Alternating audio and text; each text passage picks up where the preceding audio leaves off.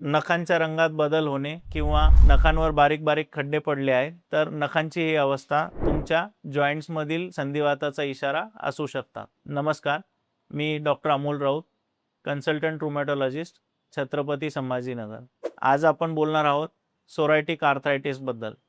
ज्या लोकांना सोरायसिस म्हणजे चामडीचा आजार आहे अशा 10 पैकी 3 ते 4 लोकांना पुढे जाऊन जॉईंट्समध्ये सूज येण्याची शक्यता असते। या कंडिशनला आपण सोरायटिक आर्थरायटिस असं म्हणतो। खूपदा असंही दिसतं की स्किनवरील लक्षणं दिसण्याच्या खूप आधी सांधेदुखीची सुरुवात होऊ शकते। सिम्पटम्स कसे ओळखायचे?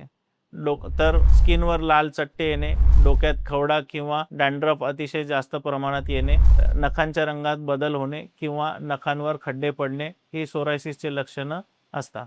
पण जर यासोबतच तुमच्या बोटांचे जॉईंट्स दुखू लागले व बोटांवर सॉसेज सारखी सूज येऊ लागली, ज्याला डक्टिलायटिस म्हणतात, किंवा टाच दुखणे, तर समजायचं की आर्थरायटिसची सुरुवात झाली आहे। सोरायटिक आर्थरायटिस ही एक ऑटोइम्यून कंडिशन आहे। बऱ्याचदा लोक स्किनच्या ट्रीटमेंटवर फोकस करतात पण आतून जॉईंट्स डॅमेज होत राहतात। जर स्किन स्पेशलिस्ट सोबतच रुमॅटॉलॉजिस्ट डॉक्टरांची हेल्प घेतली तर स्किन आणि जॉईंट्स हे दोन्ही हेल्दी राहू शकतात।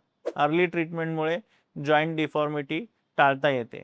सोरायटिक आर्थरायटिसमध्ये जॉईंट डॅमेज हा इतर प्रकारच्या संधिवातापेक्षा अतिशय वेगाने होतो, त्यामुळे वेट अँड वॉच ही स्ट्रॅटेजी इथे काम करत नाही। स्किन डिसीजला जॉईंट्सपर्यंत पोहोचू देऊ नका। अल्कोहोल आणि स्मोकिंग यामुळे सोरायसिस वाढतो, म्हणून यापासून दूर राहा। योगा आणि मेडिटेशनमुळे स्ट्रेस कंट्रोलमध्ये राहतो, जो या आजारात खूप महत्त्वाचा आहे, कारण सोरायसिस हा स्ट्रेसमुळे वाढतो। सोरायटिक आर्थरायटिसचे डायग्नोसिस हे मुख्यपणे क्लिनिकल असते, पण त्याचबरोबर जॉईंट्सवरील सूज आणि स्किनमध्ये होणारे बदल याकडे बारीक लक्ष द्या।